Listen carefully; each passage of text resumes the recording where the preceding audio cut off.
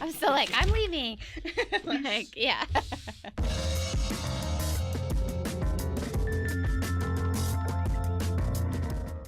Welcome to The Localist, a conversation with local makers and independent entrepreneurs.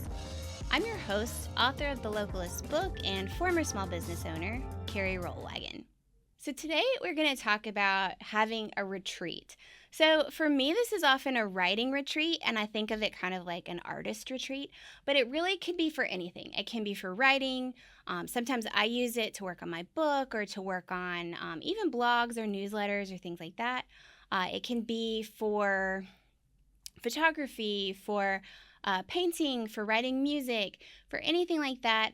Or you can also use it for something else, like something more work related. It doesn't have to be an artist retreat. It can be kind of a retreat where you're deep diving into something you want to learn, or maybe you're just behind in work and you want to catch up. To me, this kind of makes it like a little more fun, but there are also a lot of other practical reasons to have a retreat. So one of the hardest things for me and that I have to get past when I do these retreats is just admitting that I need to do it. So a lot of times I feel a little embarrassed about setting aside 2 or 3 days and paying the money to go somewhere else. Because I always do go to a hotel or an Airbnb or a lake house or something like that. I try to pick something a lot of times that's in nature, but whether or not it's in nature, just it's important to me to get away from the everyday.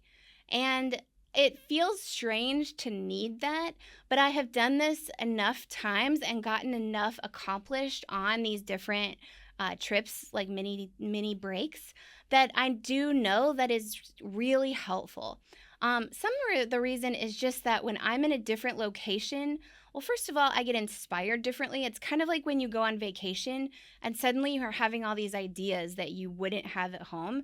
Just you have different sensory inputs, you're seeing different things, you're kind of sleeping at different times and having meals at different times, and that kind of makes us think differently. But also, when I'm at a space that is kind of dedicated toward doing this thing, then I find that my habits change also. I check social media less, I have fewer phone calls, I take fewer breaks, and so it really does help me to focus. So it is hard. Like, that's one of the things you would need to get past is like just the kind of low level embarrassment of taking a retreat, because oftentimes other people are kind of like, oh, well, lucky you get to take time off. But if you can get past that, it can be a really good way to kind of progress forward in what you're doing. So I kind of wanted to have share some tips about how to do this, and especially like what to pack when you're on a retreat. Now, if you were signed up for my newsletter, you might have gotten that I actually shared my real packing list for everything that I actually take. It was a little embarrassing. It was kind of weird to admit, like, oh, I feel like I need to pack all this stuff. But if you want that, you can sign up for my newsletter at carrierollwagen.com or on my social media. But today we're just going to talk about the basics of how to plan your own list. So the first thing is you do want to kind of pack light-ish.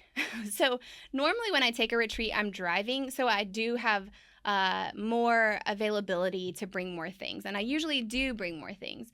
But there's also a balance there where you do have to remember, like, you can't do everything on a retreat. It is better to pick like maybe 2 things to work on. Like, one thing to work on is ideal, but kind of pack light as far as like metaphorically, like what you're planning to do. And also don't bring so much that you're like, not looking forward to loading in and loading out. Having said that, I probably pack heavier than most people would. But it does help when you're packing light to identify your essentials. So this is something that I've started doing for any trip I take, but I started doing it for retreats, where I have a very, very short list of the things that I know that I need to have with me. So for example, for me, I'm like very irritated by weird sounds. So like high-pitched sounds or some like weed whackers and stuff like that will really ruin my day. So I need to make sure that I've packed like earplugs and AirPods. Because if I don't have those things, then I've paid this money, I've set aside this time, I'm trying to work, and it's kind of like ruined for me. Now, that's probably going to look different for you. Maybe it's something like health wise that you need to make sure you're bringing with you. Maybe it's just something that would be really comforting. But I do try to have a list of like 3 to 5 things that are just kind of like, I need to have this. My journal is another one of those that I don't usually use my journal for the actual work, but I do a lot of journaling when I'm on these trips. And I would just feel like really like I messed up, like I didn't have something important to me if I didn't bring my journal. So do make a list of those kind of essentials, because everything else you may bring it or not, but you can kind of work around it if you forget it. But you do want to have those things that like you want to identify what those things are that like you really need to be comfortable. And that's the same list I have on like other trips in airplanes and stuff too. So that helps to have that essentials list. Next, I would say make sure you pack snacks. Like, so I even sometimes go to a camp that has meals provided, but I still find it very helpful to bring snacks with me. Because, and obviously, if you're going to an Airbnb that doesn't have food or something, definitely bring snacks and meals. But it does help me, first of all, if they don't have things that I like, or a lot of times I kind of need a lot of protein, and a lot of like hotels or camps like this don't necessarily have a lot in their meals. So I always pack a few things that even if I don't get a meal, I can, have the snacks. But also it allows me to skip meals if I want to. So this last time I went to camp, I think dinner and maybe lunchtime came and went, and I was just like on a roll with what I was doing. And I also knew that I could tell I had about the perfect amount of time to finish up. And I was like, if I break and go to dinner and start socializing and then come back, it's going to get me out of my flow, and I won't be able to finish this section, and I really wanted to get it finished. So I like to bring this just to have the option to kind of just, like stay in the room and just work through, and bringing snacks helps me to do that. I even actually bring like a little travel teapot because I like to make tea in the room, coffee in the room, oatmeal even, and there are a lot of things you can make with just hot water. And I've been stuck in enough like hotels that randomly did not have a coffee maker or hot water that I don't do this if I'm flying, like I don't make room in my luggage, but if I'm driving, I'll just throw that little travel teapot in. And it's just kind of a nice thing. Also, it just kind of makes me feel at home to have a few snacks, a few things already covered. Because you don't want to be distracted by just like being hungry when, again, you've set aside all of this time. Also, just think through your workplace setup. So a lot of Airbnbs or hotels will have a desk or a table, but a lot of them don't. And I've actually found that more and more don't. In a hotel, sometimes you can call and have them put a desk in the room. Like I've done that before, especially when it was listed as having a desk and then I get there and it doesn't. But I've had this happen enough times, and of course I can make it work, but it can be like kind of awkward the whole weekend that I actually bought like a mini desk. It's like a folding chair, but it's a desk, and it's very tiny. But I have that and a folding chair, and I just throw them in my car if I'm driving somewhere. And sometimes I get there and they have a good setup and I don't even get it out of the car. But it does help me to know that I have that set up if I want it. So whatever that is for you, like think through, like just imagine what you need to do your work.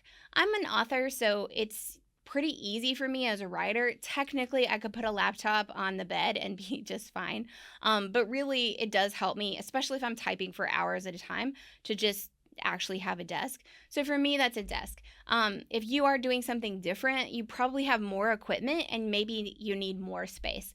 So just think through if there's a way to get what you need out of that.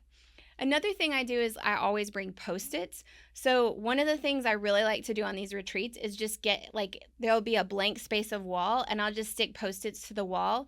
Sometimes I'm like actually planning something out or plotting something out. So it's kind of like a low-tech dry erase board, which is weird to say because dry erase boards are pretty low tech, but like, I think you know what I mean. Just like a different way to do a dry erase board.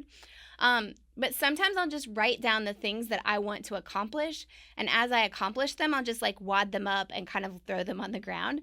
And it kind of is a good sense of accomplishment to me to see like, well, first there was a wall full of Post-it notes and now they're all on the ground because I've accomplished these things. So for me, like having Post-its, as strange as that sounds, is actually like a pretty big part of my work process. So I want to make sure that I pack those. So this is kind of the same thing as the essentials list, but for your actual work. So just think through your workspace. But other than that, there isn't a lot to a retreat. Just make sure you have enough food, make sure you have your essentials, and make sure you have your workplace set up. But most of the magic of doing these things actually comes in just dedicating the time and having a different place. And I do feel like they really can be very important. During the retreat, sure. And I do think retreat is a strange word for these for me because a lot of people think like, oh, are you really well rested? And kind of I am because I am in nature and it's a different look. But a lot of times I'm working a lot during these retreats. So they're not always fun, but they are rewarding because I'm working on something that's really important to me. I'm living the writing life kind of, which is important to me. Or even when I use it for work, I'm accomplishing a lot. And it's interesting to me that a lot of the benefit of these retreats, yes, happens during the retreat, but the bigger benefit to me is when I get back, and really the rewards last for months at a time, because when I'm really getting into something, like say I'm writing, when I'm really, really focusing in on it at a retreat, it helps me live in that world for several days. And then when I come back, even when I only have 15 minutes or an hour to work on something, it's so much easier to get back in that world because I dedicated 2 or 3 days to spending on it.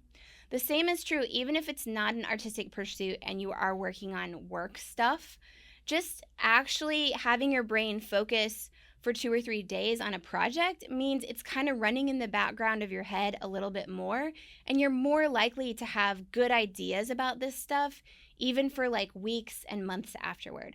So I would encourage you, if you haven't tried this before, to really try it. It can have a lot of benefits, and there's not much to it, especially if you think about the tips I shared today.